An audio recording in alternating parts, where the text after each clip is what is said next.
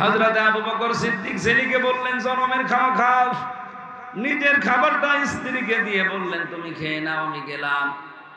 কোষাধ্যক্ষ যিনি ছিলেন, অর্থমন্ত্রী যিনি ছিলেন, তাকে বললেন আগামী মাস থেকে আমার বেতন যেহেতু 12,000, 10,000 টাকা দিলেই হবে, কারণ আমি হিসাব করে দেখলাম আমার স্ত্রী 10,000 টাকা হলেও সংসার চালাতে পারে। এই 2,000 টাকা আমি উদ্বৃত্ত নিয়ে জনগণের কাছ থেকে কিয়ামতে কি জবাব দেব? হযরত ওমর বললেন খলিফা, আপনার চরিত্র তো আমি জানি, আপনি কোন পর্যায়ের মানুষ। আপনার মতো মানুষ দেশের দায়িত্বে আছে। আমার মনে হয় এটা শুধু ইতিহাসের পাতায়, হাদিসের পাতায় পড়েছি, এই বাংলাদেশে আমরা নিজের চোখেও দেখেছি। মাওলানা মতিয়ার রহমান নিজামী এর জ্বলন্ত প্রমাণ। একজন মন্ত্রী, আপনি বসেন, মেম্বার না, চেয়ারম্যান না, ভাইস চেয়ারম্যান না, উপজেলা চেয়ারম্যান না, মেয়র না, এমপি না, উনি মন্ত্রী। অথচ এখনো পর্যন্ত পাবনায় যে দেখেন ওনার বাড়িটা চারিদিকে মাটির দেওয়াল দেওয়া, উপরে টিন দেওয়া।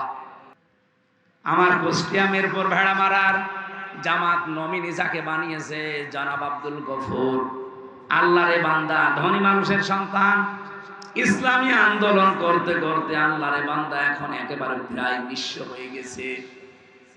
একটা বাড়ি আছে মিরপুরে, কুষ্টিয়ায়, বাড়িটা যে রং করবে সেই টাকাটাও তার নেই, অথচ উনি এমপি নমিনি। উপজেলা চেয়ারম্যান ছিলেন 3 বার, ইউনিয়ন চেয়ারম্যান ছিলেন 3 বার, মেম্বার ছিলেন 3 বার। কত হয়? আরে ভাই, একবার মেম্বার হলেই তো তার 10 বছর কিছু করা লাগে না, আর সে 5 নং 45 বছর একাধারে জনগণের প্রতিনিধি। বাড়িতে রং করবে, সে টাকা নেই। ইয়ানত আমার কাছে নাই জেলা 15,000 টাকা, আর ওনার কাছে নাই 150 টাকা।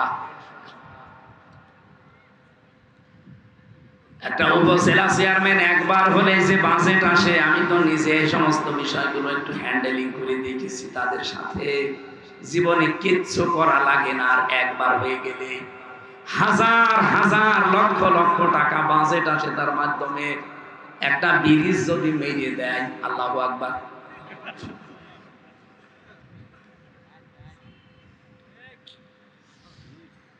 আমি যখন চুয়াডাঙ্গায় পড়তাম দর্শনা, এই যে চিনির মিল, চিনি আসে, এই জেলায় চিনির মিল আছে নেই? দেওয়ানগঞ্জ আছে। সব চাইতে বড় চিনির মিল এই বাংলাদেশে চুয়াডাঙ্গার দর্শনা কেরুস মিল। এত বড় বিশাল মিল আজ পর্যন্ত কোনোদিন লাভের মুখ চোখে দেখেনি। প্রতি বছরে লস হয়। শুধু একবার লাভ হয়েছিল, যেবার শিল্পমন্ত্রী ছিল মাওলানা নিজামী। এমনি হয়নি, উনি এমন একজন সৎ এমডি কে পাঠিয়েছিলেন যে দায়িত্ব দিয়ে সঠিকভাবে পালন করলে ওখান থেকে লস না, লাভ হয়। তার প্রমাণ এইটা। আমি তখন ওখানে পড়তাম, আমি দেখেছি নিজের চোখে। রাত 2টার সময় এসেছে উনি, ঢাকা থেকে ওনারে পাঠিয়েছে মাওলানা নিজামী গোপনে যে যান, এতদিন তো লস হয়, এবার দেখি ওখানে লাভ বের করা যায় কিনা। আল্লাহর বান্দা ওখানে রাত 2টায় পৌঁছিয়েছে। দারোয়ানকে পরিচয় দেওয়ার পরে দারোয়ান তা ভয়ে ঘাবড়িয়েছে। দারোয়ানকে বলছে তোমার ডিউটি কয়টা পর্যন্ত? এই কয়টা। ঠিক আছে, তোমার পোশাকটা একটু খুলে দাও। ওনার পোশাক খুলে নিজের গায়ে নিয়েছে, আর ওনার যে জামা ছিল হাফ জামা, ওইটা বলছে তুমি এইটা পরিধান করে তোমার ওই যে ঘর আছে ঘুমিয়ে পড়ো, বাকিটা আমি দেখছি। ফজরের নামাজ পড়েছে আল্লাহর বান্দা, ড্রাইভারকে দিয়ে গাড়ি বাংলোতে পাঠিয়ে দিয়েছে। ফজরের নামাজ শেষ করার পরে দারোয়ানের পোশাক, সকাল থেকে ডিউটি শুরু, সবাই আসতেছে, একটা একটা করে দরজা খুলে দিচ্ছে। 10টা পর্যন্ত খুলে দিয়েছে। 10:45 বাজে একজন অফিসার এসে গাড়ির হরেন দেয়, খুলতে চাই না। কি গো, আজকে দারোয়ান কি হয়েছে, ঘুমিয়ে গেল নাকি? তাকিয়ে দেখে দাঁড়িয়ে দারোয়ান, কিন্তু দরজা খোলে না।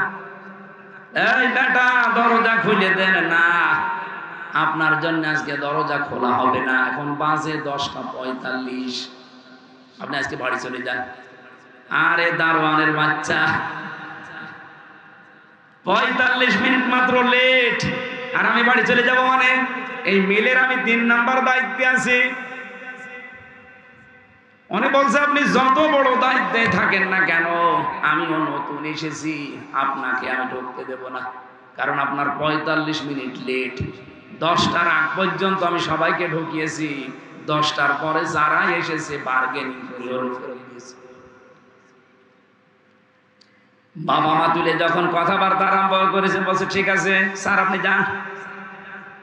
অনেককে তো ফেরিয়ে দিলাম, আপনার মুখের ভাষা স্যার, আপনার যা রোগ পাক, আপনার দ্বারা হবে না, যান আপনি।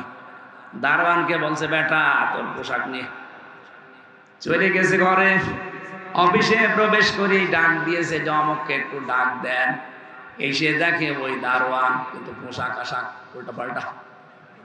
ভেতরে যাওয়ার পরে বলছে স্যার, বলে আপনার সালাম দেওয়া লাগবে না, কারণ আপনার মুখে সালাম মানায় না। এ সালাম আমরা যার কাছ থেকে পেয়েছি সেই মুহাম্মদ রাসূলুল্লাহ জীবনে কোনোদিন কাছে ফাঁকি দেয়নি। আপনার যে দাড়ি, এত বড় বড় দাড়ি কেটে ফেলেন, আপনার মুখে দাড়ি মানায় না। কিসের চোখ বাঁকায় দিয়েছেন আপনি, মাথায় আবার পাগড়ি দেওয়া। আপনার জন্য পাগড়ি না, এই পাগড়ি আপনার মাথায় থাকলে আপনি যে ফাঁকি দেন, আপনার জন্য রাসূলুল্লাহর বদনাম হবে।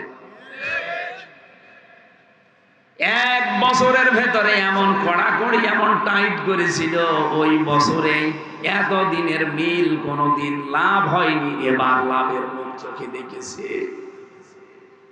দেশের নেতাগুলো সত্যি কথা বলছে, কোরআন সামনে নিয়ে মাত্র 1628 জন মানুষ দায়িত্ব পালন করে এই দেশে। এই 1628 জন মানুষ যেদিন আবু বকরের মতো, ওমরের মতো হবে, এই দেশটা একটা মিনি জান্নাত হয়ে যাবে। আমার ভাইরা, যে কথা তুলেছিলাম আপনাদেরকে বলার জন্য, আমাদের অনুসরণ যদি আজকে শুধু আংশিক করে আমরা শেষ করে দেই, রাজনীতিতে মানতে পারি না, রাষ্ট্রীয় জীবনে মানতে পারি না, পারিবারিক জীবনে মানতে পারি না, শুধু ব্যক্তিগত জীবন, আরে এই 3.5 হাত বডিটা, তাছাড়া আমার আয়ত্তে, আমার নিয়ন্ত্রণে কিচ্ছু নেই। আপনারা এখন নিজের বিবেককে প্রশ্ন করে বলেন, আল্লাহ আমাদেরকে ভালোবাসা আরম্ভ করেছে না? কারণ আমাদের অনুসরণ তো পূর্ণাঙ্গ হচ্ছে না, আংশিক হচ্ছে। আমি একজন জীবনী পড়ছিলাম, ওর নাম আব্দুল্লাহ ইবনে উবাই। এই লোকটার পুরো জীবন আমি পড়েছি, কোনো ভুল আমার চোখে ধরা পড়েনি, শুধু একটা ভুল পেয়েছি। ওর মাথা থেকে পা পর্যন্ত রাসূলের সুন্নাত ছিল। আল্লাহর নবী একদিন শুধু বলেছিলেন যে আল্লাহর কাছে নাম প্রিয় আব্দুল্লাহ আর আব্দুর রহমান। মসজিদে নববীতে কথা শোনার পরে ও দোষ দিয়েছে। বাড়িতে যে নিজের ছেলেকে ডাক দিয়ে বলছে তোর নাম পাল্টিয়ে দিলাম আব্দুল্লাহ। ছেলে ছিল, ছেলের নাম পাল্টিয়েছে, নাতি ছেলে ছিল, নাতি ছেলের নাম বলছে আব্দুল্লাহ। ওর বাবার নাম পাল্টিয়ে দিয়েছে আব্দুল্লাহ, ওর দাদার নাম পাল্টিয়ে দিয়েছে আব্দুল্লাহ, এমনকি ওর নিজের নামও পাল্টিয়ে দিয়েছে আব্দুল্লাহ। আব্দুল্লাহ দরকার হয় 1 2 3 4 5 6 নম্বর হিসাবে ডাকবো, তাও আমাদের নাম কি? নবীজির কথা শোনার পরে কি অনুসরণ করতে বলেন তো? নিজে নবীজির পেছনে নামাজ পড়তো, ইফতারি করতো নবীর সাথে, সব আমি ওকে পেয়েছি। শুধু রাজনৈতিক জীবনে ও রাসূলুল্লাহকে মানতো না, ওর আদর্শ ছিল তলে তলে আবু জেহেল। আমার মনে হয় বাংলাদেশে এরকম লোক নেই, আছে মানে আমরা, আছে মানে। আরে কথাগুলো সঠিকভাবে বোঝাতে গেলে বলো হুজুর টেনে কথা বলছে, কে বলেছে আপনাকে? এ পৃথিবীতে শুধু 2 জন নবীর জীবনী আমি বাদ দিয়ে যত নবীর জীবনী পড়েছি, কোন নবীর জীবনীতে এটা পাইনি, তাদেরকে আল্লাহ এই নির্দেশ দেয়নি, আন আকিমুদ্দিন ওয়ালা তাতাফাররাকু ফি। খালি সুলাইমান নবী আর আদম নবী, আদম নবীর সময় মানুষই ছিল না, আর সুলাইমান নবীর সময় উনি বাবার কাছ থেকে রাজত্ব পেয়েছিলেন। বাকি যত নবীর জীবনী আমি পড়েছি, আমার এই ছোট্ট জীবনে, এই 33 বছর বয়স আমার, প্রত্যেকটি নবীকে আল্লাহ পাকে আদেশ দিয়েছেন যে দিন কায়েম করো, কারণ দিন যদি কায়েম না হয় ইচ্ছা থাকলেও তুমি আমার বিধান মানতে পারবা না। এরকম জায়গা দেশে নেই। বলেন বলেন, প্রত্যেকটা জায়গায় এরকম আজ একটা দিক আর বিভাগ দেখান যেখানে আপনি টিকে থাকতে পারবেন, সেরকম পরিবেশ আছে? পারবেন না। আপনার মন চাইলেও আপনি পারবেন না। কোর্টে যান, কোর্টের ইট পর্যন্ত টাকা চাই। আমি তো এই 3 বছর ঘোরাঘুরি করে দেখলাম, কোর্টে যাবেন, কোর্টের অন্যান্য জায়গায় তো টাকা লাগে। আমার মনে হয় ইটও বাকি আছে, হুজুর টাকা দিন। এটা বাস্তবগত সত্য, আমরা নিজে প্রমাণ পেয়েছি। এই জন্য বললাম আমরা চাচ্ছি এই সিস্টেম পাল্টাতে, যদি আপনাদের সমর্থন থাকে।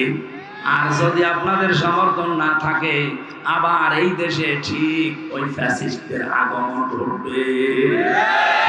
আবার আপনাকে চাঁদা দেওয়া লাগবে, আপনি আবার রাজধানী চিন্তায় খুনের সম্মুখীন হবেন। মালয়েশিয়া বাংলাদেশের চাইতে প্রায় 7 ডবল বড়।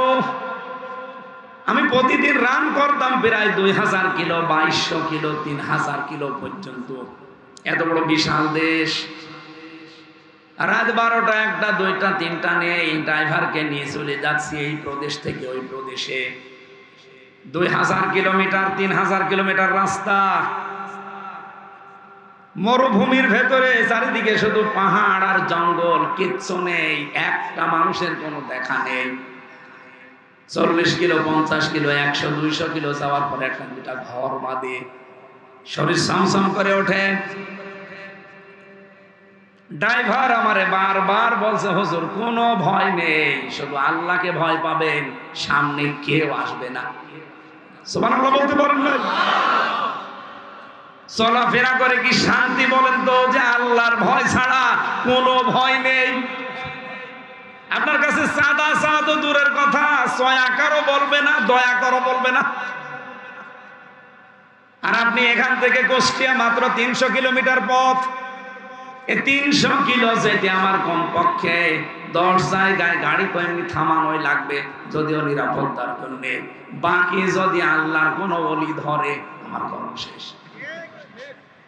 ওনারা ধরলে তো চা খাওয়ার জন্য অন্তত 500-1000 টাকা দিলে ছাড় পাবো। আর যদি ওরা ধরে, এই জেল থেকে বের হওয়ার পরে একবার যাচ্ছিলাম লক্ষ্মীপুর থেকে, আমি তো গাড়িতে উঠে পেছনে ঘুমিয়ে পড়ি। হঠাৎ দেখি ড্রাইভার আমারে ডাকতেছে, হুজুর রাস্তায় গাছ ফেলা। ওঠার পরে কাঁচ খুলে দিলাম, মুখ বাঁধা, শুধু চোখ দেখা যাচ্ছে কালো কাপড় দিয়ে, এত বড় বড় ছুরি। আমার দিকে তাকিয়ে বলছে, হুজুর আপনার টাকাও নেব, আল্লাহ মাফ করবে। আরে শয়তান, তাড়াতাড়ি, এত বড় ছুরি, যা ছিল সব দিয়েছি। আমারে বলছে, হুজুর এত দূর কুষ্টিয়ায় বাড়ি যাবেন, তেলের টাকা মাখা আছে? বললাম না, সবই দিয়েছি। কিছু টাকা বের করে বলছে, তেল কিনে নিয়ে যান, কাজে লাগবে। 1-2 কিলো আসার পরে ড্রাইভার বলছে, হুজুর ডাকাতে ধরলো, তাতে কি? ডাকাত হলেও ইমানদার ডাকাত। মাত্র কয় কিলো হবে? 300-350 কিলো পথ কুষ্টিয়া থেকে। এতটুকু যেতে আমার কত টেনশন মনের ভেতরে কাজ করছে। 2200, 3000 কিলোমিটার রান করেছি, একটা চিন্তা মনের ভেতরে আসে নাই। শুধু এতটুকু ড্রাইভার অভয় দিচ্ছে যে আল্লাহ বাদে কোনো ভয় আপনার সামনে নেই। তারপরেও তো মালয়েশিয়াতে, সিঙ্গাপুরে ইসলাম আছে? নেই। ইসলামের কিছু নিয়ম তারা পালন করে, এতেই এত বড় শান্তির আভাস তারা তৈরি করে ফেলেছে। আজ 54 বছরও আমরা পারলাম না, একটাই কারণ, এইটা জায়গা মতো আজ নিয়ে যেতে পারি না। একটু মনে চায় না যে এটা একটু জাগতো জায়গা মতো, দেখি কেমন লাগে। কারা কারা যান দেখি, দেখেন তো হাত বলেনি কে?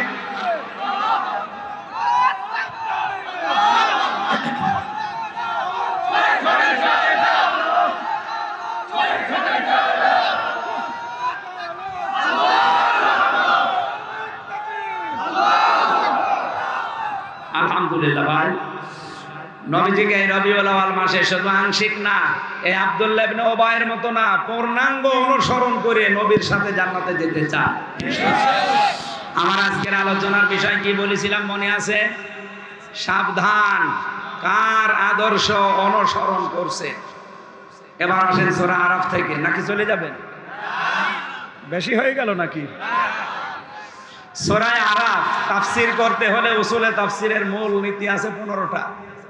যারা মুফাসসির এখানে আছে, যারা তাফসীর পড়ায়, এর 15টার ভেতরে 13 নাম্বার একটা কায়দা আছে যে কোনো আয়াত থেকে তাফসীর করতে হলে তার আগের আয়াত পরের আয়াতের সাথে সম্পর্ক কি, এটা আপনাকে আগে জানা লাগবে। এটা মূল নীতির ভেতরে পড়ে। 2 নম্বরে, 1 নম্বরে শুদ্ধ তেলাওয়াতের ভেতরে আসি, আমরা পড়েছি। এরপরে মাতৃভাষায় অর্থ, এটা আমরা করব। 3 নম্বরে ঐতিহাসিক প্রেক্ষাপট, শানে নজুল।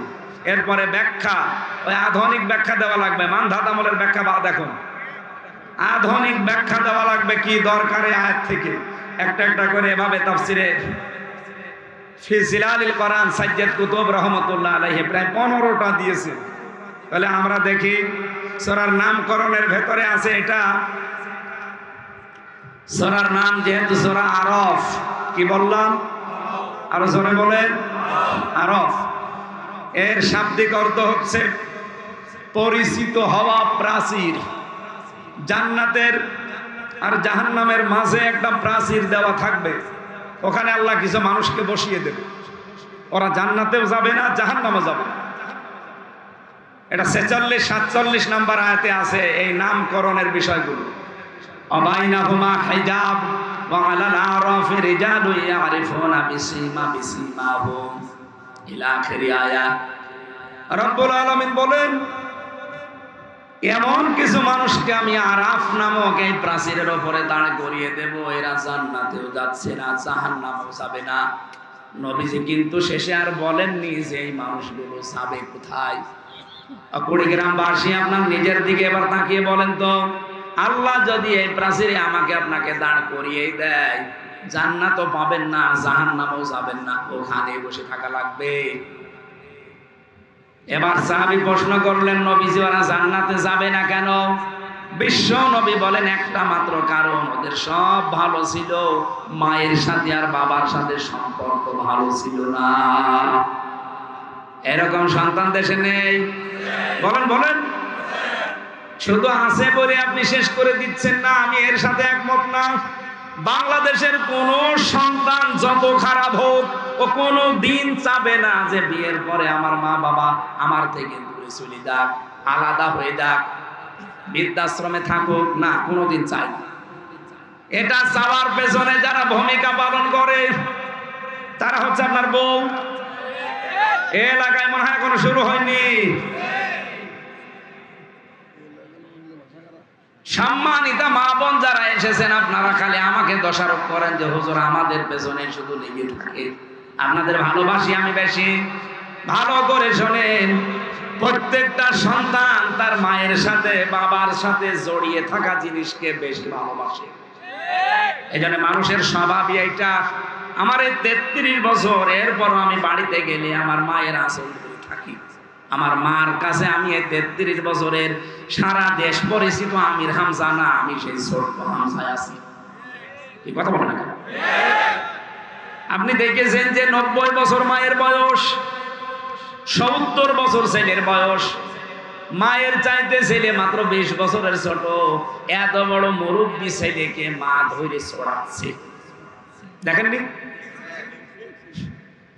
এই যে থাপ্পড় মারে মা ছেলেকে, এটা কি আসলে থাপ্পড় না মায়া মহব্বত? এই মায়ের কাছে যত বড় ছেলে হোক, 70 কেন, ওই ছেলের বয়স যদি 80 বছরও হয়, তাও মনে করবে আমার সেই ছোট্ট মকসুদা আছে। পৃথিবীর প্রতিটা সন্তান তার মায়ের সাথে বাবার সাথে জড়িয়ে থাকা জিনিসকে বেশি ভালোবাসে। এই জন্য বৌমা যারা এসেছেন, পুত্রবধূ, তাদেরকে বলবো, যদি স্বামীর সত্যি মন পেতে চান, যদি সত্যি মনে করেন যে স্বামী আমাকে মন থেকে ভালোবাসো, তাহলে আপনি এই স্বামীর মায়ের আপনার শাশুড়ি মেয়ে হয়ে যান। যত কাছাকাছি থাকতে পারবেন তার খেদমত যত বেশি করবেন, তার সাথে যত মিশে থাকতে পারবেন, তত বেশি আপনি স্বামীর কাছে দামি। অপরে গ্রামবাসী, বিশেষ করে মেয়েরা যারা এসেছে, আপনাদের আমার একটাই ওয়াজ, শুধু নামাজ পড়ে রোজা রেখে কালো বোরকা পরে জীবন জান্নাত যেতে পারবেন না। আপনার সবচাইতে বড় দায়িত্ব আল্লাহর বিধানের পরে আপনার স্বামী। আপনার স্বামী যেটা জায়েজ ওইটা যদি পছন্দ করে, আপনাকে ওইটা জীবন দিয়ে হলেও পছন্দ করা লাগবে। আমি নিজে একজন স্বামী, যত স্বামী আছে এখানে প্রত্যেকটা স্বামীর পক্ষ থেকে আমি বলতে পারি, প্রতিটা স্বামী আমরা চাই আমি গরিব আর ধনী হয়ে আমার মা বাবা আমার সাথে থাকবে। এটা চান না? 100টা বউ এটা চাই না নাকি বেশি বলে ফেললাম? কি এটা জায়েজ কাজ? আর আমি নিজে পছন্দ করি, আমি চাই, আপনি এটা চান না কেন? আপনার বাবা আমার কাছ থেকে কি টাকা নিয়ে এসে দেওয়া লাগে? আমার খেয়ে থাকি না খেয়ে থাকি, আমার 25 বছর আমার পেছনে শ্রম দিয়েছে বিনা স্বার্থে। এই মা এই বাবা এরা আমার সাথে থাকবে। আমি যদি পান্তা ভাতও খাই তারা তাই খাবে, কিন্তু আমি পারি না শুধু আপনার কারণে। আপনি খালি কানের কাছে মুখ নিয়ে বলেন এই বুড়ি বুড়ি যদি বাড়ি থাকে তো ভাত খাবো না। শেষ পর্যন্ত বাধ্য হয় অনেক ছেলে মা বাবাকে হয় আলাদা করে দেয় অথবা বৃদ্ধাশ্রমে রেখে আসে। সেদিন কিশোরগঞ্জে ছিলাম, একটা বৃদ্ধাশ্রমে আমার নিয়ে গেল দেখার জন্য। দেখি এইদিকে 25 জন বাবা, এইদিকে 25 জন মা চেয়ার নিয়ে বসে আছে। আমি দেখতে যাব এই জন্যে কর্তৃপক্ষ বলেছে হুজুর আসতেছে আপনারা বসেন।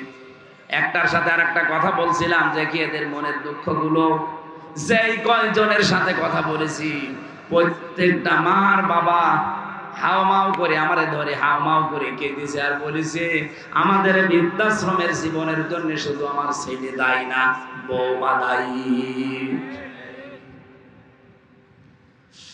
আমি আশা করবো আগামীতে যেন এই পরিবেশ আমাদের আর দেখতে না হয়। এই জন্য শুধু আমাদের ছেলেদের দোষ দিয়ে না, মা বাবা আপনি পার পাবেন না, আপনারও দোষ আছে। আপনার দোষ হচ্ছে 4টা কাজ আপনার প্রতি ফরজ ছিল, আপনি একটাও করেননি। 1 নম্বরে আমার একটা সুন্দর নাম রাখার দরকার ছিল আপনার। আপনি কি নাম রেখেছেন? আমার এমন একটা নাম আপনি দিয়েছেন, ওই নামের প্রভাবে আমার ভেতরে আরো উলটপালট হয়।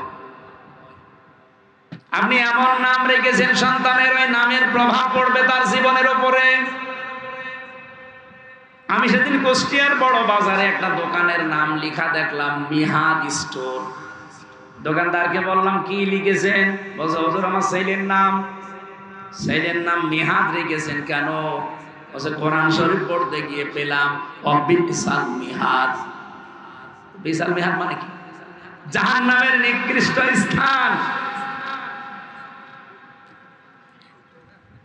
কত মানুষ ছেলের নাম বল্টু বল্টু ছেন্টু ফান্টু, আগুন পানি বাতাস কত কিছু লাগে, ছেলের নাম রেখে দিয়েছে ডেঞ্জার। ডেঞ্জার মানে কি? বিপজ্জনক। তো বড় হয়ে বিপজ্জনক কি হবে? আর তারপর এলাকা বর্ডার এলাকা, দাদারের কাছ থেকে সব ভালো ভালো জিনিস আসতেছে। আমাদের এই দেশ থেকে লোহা তামা সোনা রূপা সবগুলো পাচার হয়ে যায়, আর দাদারা আমাদের জন্য হাদিয়া পাঠায় বাবা ডাল। নাকি এটা বর্ডার এলাকায় আসে না? মুসলমানের সন্তান যারা, আমি অন্য ধর্মের কথা বাদ দিলাম, যেহেতু আমাদের দেশে অন্তত আইনও আছে মাদকের বিরুদ্ধে, 0 টলারেন্স। এরপরেও কোরআনে কারিমে আমার আল্লাহ তিনবার ধাপে ধাপে আয়াত নাযিল করে মদকে হারাম ঘোষণা দিয়েছেন। এই মাদককে রব্বুল আলামিন জানিয়েছেন ইয়া আইয়ুহাল্লাযীনা আমানু ইন্নামাল খামরু ওয়াল মাইসিরু ওয়াল আনসাবু ওয়াল আজলামু রিজসুম মিন আমালিশ শাইতান। ঈমানদারেরা তোমাদের জন্য 4টা কাজ বিশেষ করে হারাম করে দিলাম। এই যে জুয়া খেলা, এরপরে মদ, এরপরে মানুষের যে ভাগ্য, তীর মেরে ভাগ্য অথবা হাত দেখায় অনেকে হাতে কি আছে। এরকম 4টা কাজ আমি তোমাদের জন্য হারাম করে দিলাম। শুধু হারাম না, এগুলো হচ্ছে রিজসুম মিন আমালিশ শয়তান, শয়তানের ঘৃণিত কাজ। এই মাদক এটা শয়তান পর্যন্ত ঘৃণা করে। শয়তানও যেটা ঘৃণা করে সেটা অনেক মুসলমানের ছেলেরা করছে। বলেন, কিয়ামতের দিন দুনিয়ায় যতটুকু মদের সাথে আপনি জড়িত থাকবেন অতটুকু পরিমাণে রক্ত পুষ গরম করে আপনাকে আল্লাহ খাওয়াবে। শুধু খাওয়ালেই তো হয়ে যায় না, কোরআন বলছে এটা মুখের ভেতরে দেওয়ার সঙ্গে সঙ্গে যত কিছু পেটের ভেতরে আছে সবগুলো নাড়ি ভুড়ি পায়খানার রাস্তা দিয়ে সব বের হয়ে যাবে। আশা করছি এই সমস্ত কাজে যদি কোনো মুসলমানেরা থাকেন এই মুহূর্তে জীবনের মতো তওবা করে ফিরে আসেন। আপনার জন্য প্রশাসনের রাত দিন ঘুম হারাম হয়ে যাচ্ছে। কি দায় পড়েছে তাদের, আপনি খারাপ হয়ে গেলে? দায় তো এতটুকু যে রাষ্ট্র তার দায়িত্ব দিয়েছে, তারা হিমশিম খেয়ে যাচ্ছে। আশা করছি আপনি আজকে থেকে ফিরে থাকার চেষ্টা চালাবেন। আল্লাহ কবুল করুন, আমিন। তাহলে আরাফ নামক স্থানে আল্লাহ জাহান্নামে দেবে তাদের যারা মা বাবার অবাধ্য সন্তান। 2 নম্বরে তারা জাহান্নামেও যাবে না। জাহান্নামে যাবে না কেন? নবীজি বলেন এই মানুষগুলো আর যাই করুক জমিনে দিন কায়েম করার জন্য তাদের চেষ্টা প্রচেষ্টা ছিল সর্বাগ্যে। সুতরাং দিন কায়েমের জন্য যদি আপনার চেষ্টা থাকে আর যাই হোক আপনি জাহান্নামে যাবেন না। কিন্তু দিন কায়েমের কথা বললে এই পৃথিবীতে সবচাইতে বেশি মন খারাপ হবে, খারাপ লাগবে, কষ্ট পাবে, রাগ করবে কারা? কাবুর আলাল মুশরিকিনা মা তাদউহুম ইলাইহি। সূরা শূরা 13 নম্বর আয়াতের শেষের দিকে আছে প্রায়। আল্লাহ পাক বলেন, হে নবী আপনি যেদিকে ওদেরকে ডাকেন যে দিন কায়েম করো, ব্যক্তি পরিমাণ সমাজ রাষ্ট্রে আল্লাহর বিধান প্রতিষ্ঠা করো, এটা বললে তো সব চাইতে বেশি খারাপ লাগে মুশরিকদের। এই বাংলাদেশের 64 জেলার 630টা থানায় আমি কম বেশি গেছি, যেখানে দিন কায়েমের কথা বলেছি এত বছর কোন মুসলমান রাগ করে নাই। করেছে যারা, এই আয়াত দ্বারা বোঝা যায় তারা কোন না কোন শিরকে লিপ্ত, তারা মুশরিক। বলেন, দিন কায়েমের কথা শুনলে রাজনীতির গন্ধ খোঁজে, দিন কায়েমের কথা শুনলে হুজুরের উপরে রাগ করে তারা। ওরা আর মুসলমান নেই, ওরা মুশরিক। এই জন্য আল্লাহ কাবুর আলাল মুশরিকিনা দিয়েছেন মা তাদউহুম ইলাই। আপনি যেদিকে ডাকেন ওদিকে তো সবাই আসবে না, মন খারাপ করে থাকবে তারা যাদের ভেতরে শিরিক আছে। আর শিরিক যারা করে তারা কি? বলেন বলেন। এই 1 তারিখের জরিপ পেয়েছিলাম, আজকে 2 তারিখ না, 31 তারিখের, 31শে আগস্টের একটা জরিপ পেয়েছি। এই বাংলাদেশের 18 কোটি মানুষের ভেতরে মাত্র 7 কোটি 20 লাখ মানুষ চায় এদেশে আল্লাহর দ্বীন কায়েম হোক। বাকি যারা চায় না, কসম আল্লাহর, আপনার জীবনে অবশ্যই কোনো না কোনো ভাবে শিরিক ঢুকেছে। আর শিরিক ঢুকলে আপনি যেহেতু মুশরিক, আর আপনার কাছে এটা খারাপ লাগবে। আপনাকে দিয়ে আল্লাহ দিন কায়েমের কাজ করাবে না, জীবনেও না। আল্লাহু ইয়াজতাবি ইলাইহি মাইয়াশা ওয়া ইয়াহদি ইলাইহি মাইয়ুনিব। আল্লাহ পাক বলেন তোমাদের ভেতরে আল্লাহ যাকে ইচ্ছা মনোনীত করেন, নির্বাচিত করেন, পছন্দ করেন, তাকে দিয়ে কাকে? যে ব্যক্তি আল্লাহর দিকে মন থেকে ফিরে আসতে চায়, আল্লাহর দিকে যারা মন থেকে ফিরে আসবেন তাকে আমার আল্লাহ দুনিয়াতে দিন কায়েমের কাজে লাগিয়ে দেবে।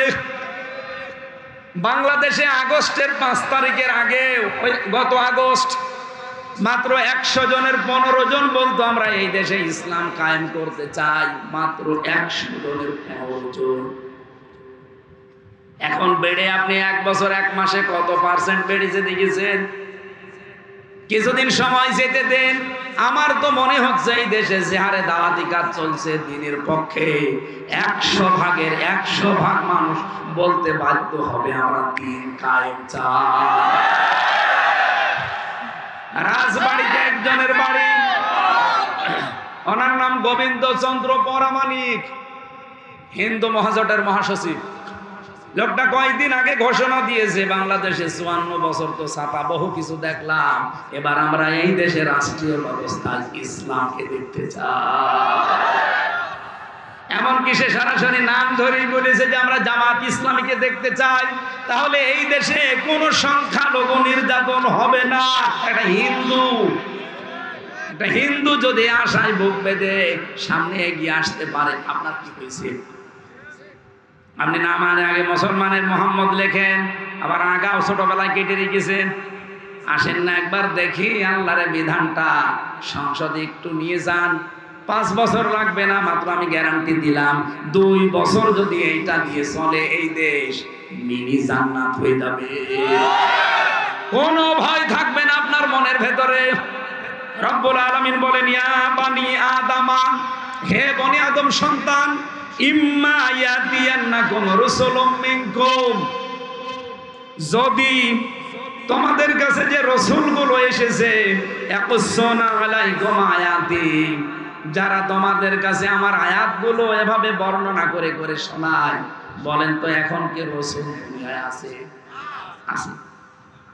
এই যে রাসূলুন দিয়েছেন আল্লাহ, রাসূল না দিয়ে রাসূল দিয়েছেন বহু বছর। রাসূল যদি এখন নাই থাকবে তাহলে রাসূলুন দিলেন কেন বহু বছর? রাসূল দিতে পারতেন।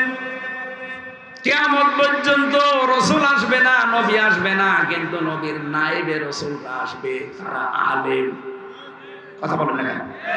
আল উলামা ওয়ারাসাতুল আম্বিয়া, ওলামারা হচ্ছে আলেমরা নবীর নায়েব, উত্তরাধিকারী, স্থলাভিষিক্ত। এরা যখন ইয়াকুসুনা বর্ণনা করবে তোমাদের সামনে আয়াতি, আমার আয়াতগুলো, এগুলো শোনার পরে তোমাদের ভেতরে যে বা যারা ফামানিত তাকা, সংযত হবে, ওয়াসলাহা, নিজেদের জীবনকে যারা সংশোধন করে নিতে পারবে, ব্যক্তি, পরিবার, সমাজ, রাষ্ট্রগুলো সংশোধন করবে, ফালা খাউফুন আলাইহিম ওয়ালা হুম ইয়াহজানুন, কোনো ভয় নেই তাদের, কোনো চিন্তা নেই। এই গ্যারান্টি কার? এই গ্যারান্টিটা এবার আমরা দেখতে চাই। বহু মানুষের কথা আমরা শুনেছি, কিন্তু কথা মতো কাজ পাইনি। বাবা কথা দিয়েছিল, চাচা কথা দিয়েছিল, স্বামী কথা দিয়েছিল, এই কথা বলেন না কেন? কোরআনের কথায় এরকম ভেজাল আছে, আছে। আহ্বান জানাচ্ছি সবাইকে, এটা রেকর্ড হচ্ছে, সারা দেশে যাচ্ছে। এবার একটু আপনি দেখার জন্য হলেও দেখে, একটু টেস্ট করি। আমরা তো গ্যারান্টি দিচ্ছি 5 বছরও লাগবে না। মালয়েশিয়া দাঁড়িয়ে যেতে 21 বছর লেগেছে। 2004 সাল থেকে তারা এভাবে দাঁড়াচ্ছে, এখন 25 সাল।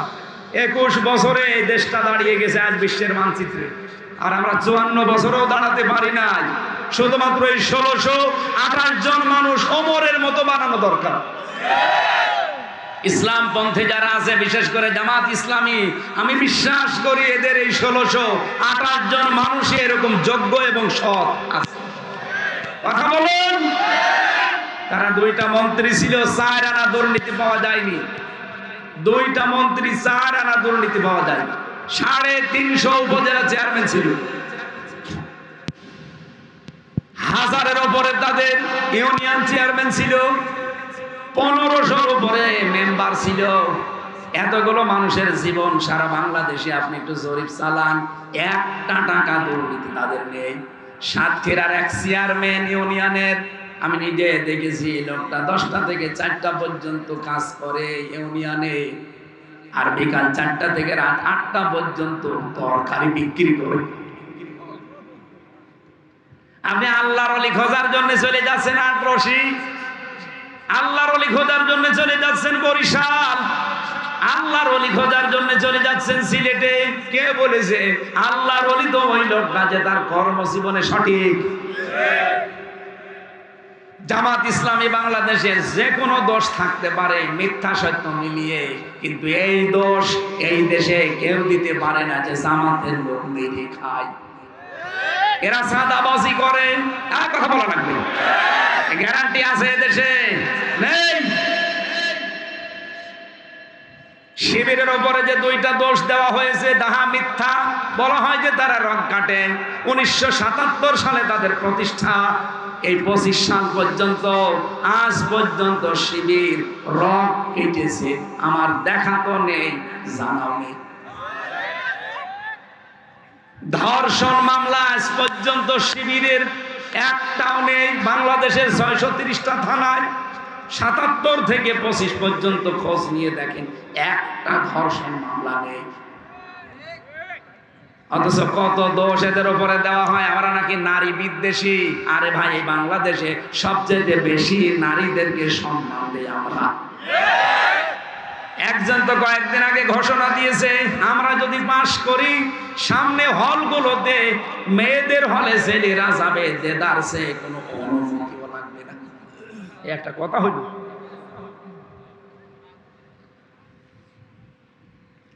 ইসলাম যদি এবার যেতে পারে, রাত 12টা নেই, সকাল 10টা নেই, মেয়েদের হলে আপনি পুরুষ মানুষ কোন কারণে যাবেন বলেন? একটা ষড়যন্ত্র করে এটা লাগাতে চেয়েছিল। শরীফার গল্প তো এমনি দেয়নি, দিয়েছে এই কারণে। ওইটা যদি সত্যি, আমার মনে হয় হাসিনা যদি না পালাতো, এতদিন ওইটা এই দেশে চলতো। সারাদিন একজন বলছে আমি শরীফ, ঠিক আছে, রাত 10টার পরে বলছে আমার কেমন যেন শরীফা লাগছে। ও যতই শরীফা লাগুক, ওর মাল মশলা শরীরে যা আছে, জীবনেও শরীফা হবে, ও শরীফই থাকবে। কিন্তু যেহেতু হাইকোর্ট রায় দিয়েছে যে তোমার মনে হলেই তুমি শরীফা, ও বাধ্য করবে আপনাকে মহিলা হোস্টেলেও সিট নেবে। যেই হোস্টেলে আপনার মেয়ে আছে, আপনার বোন আছে, আপনার ফুফু আছে। বলেন তো, এই সমস্ত মেয়েদের ভেতরে শরীফ থেকে যে লোকটা শরীফা হয়েছে, ও যদি যায়, ঠিক থাকবে? যখন আপনার মেয়ে আপনার সামনে আসবে অবৈধ সন্তান নিয়ে পেটে, কিচ্ছু বলতে পারবেন না। এইটা চাচ্ছিল, আর এগুলো সব করছিল দাদাদের প্রেসক্রিপশন অনুযায়ী। আল্লাহ আমাদেরকে বাঁচিয়েছে। এমনকি ষড়যন্ত্র করার 5 এবং 8 এর বৃত্তি পরীক্ষা থেকে 100 মার্কের কোরআন হাদিস ছিল, সেটা অলরেডি এই 15 বছরে তুলে দিয়েছে। আমরা চাই আবার এটা সংযুক্ত করা হোক। চান না আপনারা? ছেলে মেয়েগুলোকে যদি ওইভাবে গড়ে তুলতে না পারেন দিনের শিক্ষা দিয়ে, ওনারা দিয়ে জীবনও ঠিক রাখতে পারবে না। বাধ্য হবে আপনার সন্তান কিছুদিন পরে আপনাকে হয় মাদকের মামলায় আপনি সহ সন্তান জেলে যাবেন, অথবা আপনাকে বৃদ্ধাশ্রমে রেখে হবে। আমরা আশা করছি আমাদের শিক্ষা ব্যবস্থা 1 থেকে মাস্টার্স পর্যন্ত 100 মার্কের কোরআন যেন দেওয়া হয়। সেদিন একটা সেমিনার ছিল, তারেক জিয়া সাহেবের ঘনিষ্ঠ যারা, একেবারে ঘনিষ্ঠ, তাদের 2 জন, এবং এদেশে ইসলামপন্থী যারা আছে সবগুলো আমাকেও ডেকেছিল। ঢাকাতে একটা সেমিনার হয়েছে এইভাবে যে আমরা আগামীতে চাই 1 থেকে মাস্টার্স পর্যন্ত কোরআনে কারিমের 100 মার্ক মাস্ট বি পার্সোনাল থাকা লাগবে, এবং এর জন্য আলাদা আলাদা শিক্ষক দেওয়া লাগবে। একটা কলেজের যদি 25 জনের বেতন হয়, একটা ধর্মীয় শিক্ষকের বেতন হবে না? বলেন। কলকাতার মতো জায়গায় হিন্দু মমতা ব্যানার্জি সেই মসজিদের ইমাম, মুয়াজ্জিন, খাদেমকে বেতন দেয় সরকারি ভাবে। আর বাংলাদেশে আমরা 92% মুসলমান, পারি না। পারবো কি করে? সব তো আল্লাহর ওলিরা পাচার করে, কেউ বেগম পাড়া, কেউ সাহেব পাড়া। আল্লাহর খেলা উল্টা, কেউ থাকতে পারে না। এই তো বাইরের দেশে গিয়েছিলাম, শয়তানরা থাকতে পারে না। যে হোটেলে উঠেছি, নিচে নেমে দেখি 2 শয়তান চা খাচ্ছে। হুজুর দোয়া করেন, আমরা আগেই বানিয়েছি। বানালেন কেন? আপনারা 620টা বাড়ি, ভূমি মন্ত্রী ছিল যেটা, দোয়া করেন, দোয়া তোমার করে দোয়া আসবে। 620টা বাড়ি বানিয়েছে শয়তান, একটাও থাকতে পারে না। এদেশে গুলো তো সব আগুন লাগিয়ে পুড়িয়ে দিয়েছে। আর বাইরে যা আছে সব তালা লাগানো, হোটেলে থাকে, প্রতিদিন 20,000, 50,000, 1 লাখ টাকা করে নাইট ভাড়া, জেলখানার মতোই আছে। কি করলেন এই অবৈধ সম্পদগুলো এক জায়গায় করে? নিজেও এখন ভোগ করতে পারেন না, তালা লাগানো সাহেব পাড়া থাকেন তো হোটেলে ভাড়া করে। এদের থেকেও শিক্ষা নিতে পারেন না? যারা চাঁদাবাজি করে এদিক ওদিক করে, বাবা শাহজালাল মদের কাছে কুত্তা বিড়াল সব হালাল, এই নীতিতে যারা চলতে চাচ্ছেন, মনে করেন আপনি এই 2 বছরে 50 কোটি টাকার মালিক হয়ে গেলেন, কি করবেন আপনি? এরপরে যদি সুযোগ আসে জনগণের, ও 50 কোটি তো যাবে, মাঝখান থেকে 32 নাম্বারও যাবে। ওই মাঝে মাঝে আজাবল বুলডোজার নাজির হবে, 32 নাম্বার শেষ। ভালোই চলছিল, হঠাৎ করে উনি নাড়াচাড়া দেয়, আর এই দেশের মানুষ বুলডোজার নিয়ে চলে। এই জন্য আপারে বলবো, আপা যেভাবে আছেন খেয়ে দিয়ে ওখান থেকে মরে যান, আল্লাহ আপনারা যেখানে দায় দেবে। এই মাঝে মাঝে এরকম নাড়াচাড়া দিয়েন না, দিয়ে 32 নাম্বার আর 33 নাম্বার করে শেষে দেখা যাচ্ছে গোপালগঞ্জের এই কবর মবর সব নিয়ে গেছে। এগুলো যদি কিছু হয় আপনার কারণে হচ্ছে, আপনি একটু চুপ থাকেন, আমরা অন্তত শান্তিতে থাকি। সেদিন বলেছিলাম যে গোপালগঞ্জকে মানুষ এত গালি দেয়, অন্তত এই জেলা যদি না থাকে তাহলে তার গালি দেবে না। ওরে নড়াইলের ভেতরে, ফরিদপুরের ভেতরে আর মাদারীপুরের ভেতরে 3টা আসন ওই জেলায়, এই 3 আসন 3 জেলায় ভাগ করে দেন, ও জেলা আর থাকবে না, কেউ গালি দেবে। আমার উপরে রেগে গেছে, আরে আমি আপনাদের ভালোবাসি, ওই জেলা আছে বলে তো গালি দেয়। দেখেন না, ওনার জেলার পাশে বাড়ি, তাই আমার ভয় করছে। সম্মানিত ভাইরা, এর পরের যে শব্দগুলো ছিল, আমার মনে হয় এখন আমার আর গলা, শরীর সব দিকে কাহিল হয়ে যাচ্ছে, অথচ 1 ঘন্টা 20 মিনিট পার হয়ে গেছে। না, শেষ করি, আর পারছি না, আর একটু আগে উঠলে ভালো হতো। আগামী থেকে আবার দেখবো। আল্লাহুম্মা আমিন। লা ইলাহা ইল্লা আনতা সুবহানাক ইন্নী কুনতু মিনাজ জালিমিন। আল্লাহ, যেভাবে আমরা আরম্ভ করেছিলাম, তোমার বান্দারা যেভাবে চাতক পাখির মতো চেয়ে আছে, সারা রাত যদি আমরা কথা বলতাম কেউ চলে যেত না। কোরআন শোনার জন্য যারা এত পাগল, ফামানিত্তাকা ওয়া আসলাহা ফালা খাউফুন আলাইহিম ওয়ালা হুম ইয়াহজানুন والذين كذبوا بآياتنا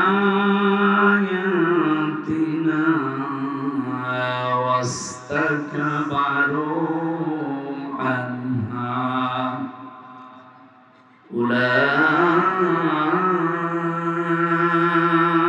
أولئك أصحاب النار هم فيها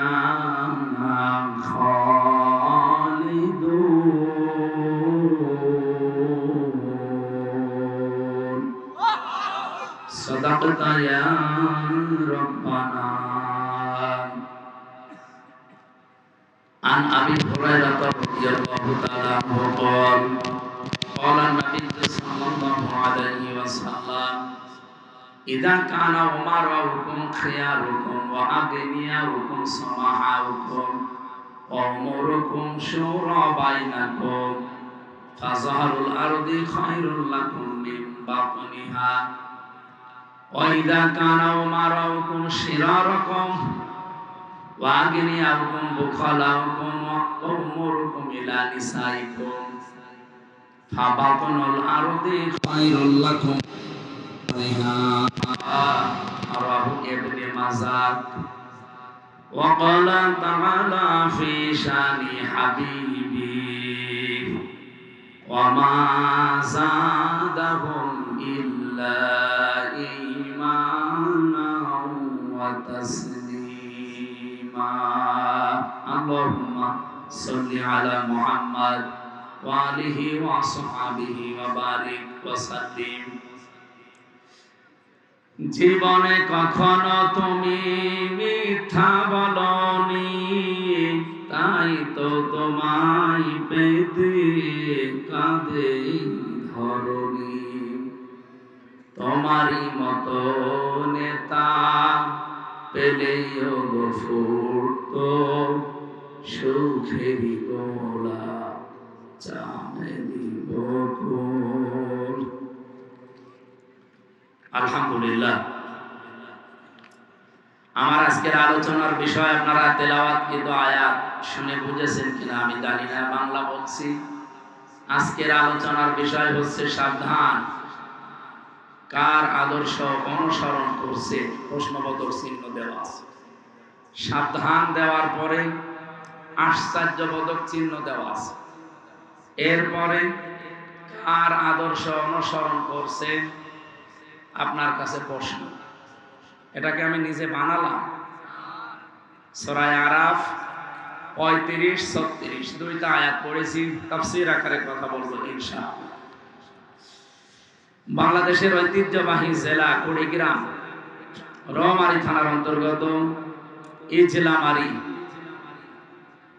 মোহাম্মদিয়া নুরানিয়া হাফিজিয়া মাদ্রাসার উদ্যোগে 24তম বাৎসরিক ঐতিহাসিক তাফসীরুল কোরআন মাহফিলের স্বনামধন্য সভাপতি, রৌমারী কারামতিয়া আদর্শ ফাজিল ডিগ্রি মাদ্রাসার সম্মানিত অধ্যক্ষ, হাজার হাজার আলেমের উস্তাদ, ইসলামিক চিন্তাবিদ, শিক্ষাবিদ মাওলানা মোহাম্মদ মোকসেদ আলী দামাত বারকাতুহুল আলিয়া, মাহফিলের প্রধান অতিথি, বাংলাদেশ জামাত ইসলামী মনোনীত এমপি প্রার্থী, না শব্দটা ঠিক হয়, বাংলাদেশ জামাত ইসলামী থেকে 300 জনকে যে এমপির ঘোষণা দেওয়া হয়েছে, এরা কেউ পদপ্রার্থী নয়, সব নমিনি আমাদের উপরে চাপিয়ে দেওয়া হয়েছে। এই 300 নমিনি যারা আছে, কেউ যদি জোর করে বলে যে আমারে দেওয়া লাগবে, তারে ভোট দেওয়াই যায়। আর আমি যতটুকু জানি, আমি নিজেও তো কুষ্টিয়া 3 আসনের নমিনি। সুতরাং বাংলাদেশ জামাত ইসলামী সারা বাংলাদেশে যেখানে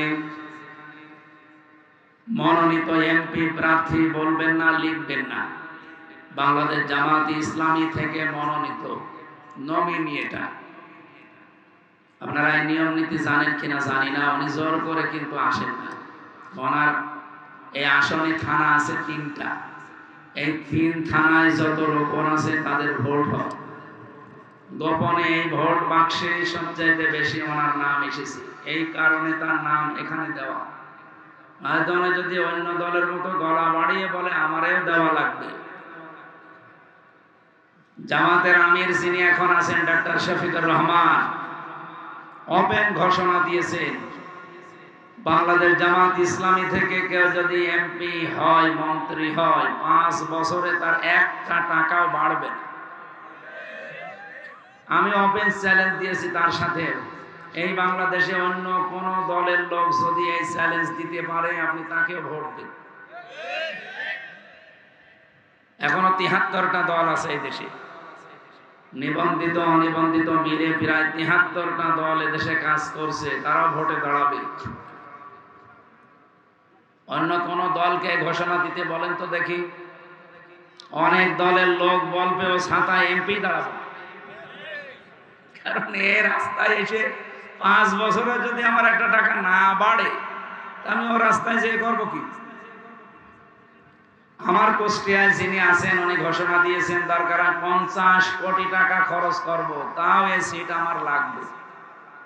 আমি মাঝে মাঝে মনে মনে প্রশ্ন করি যে 50 কোটি টাকা খরচ করবে কোন লাভের আশা? কথা বোঝে?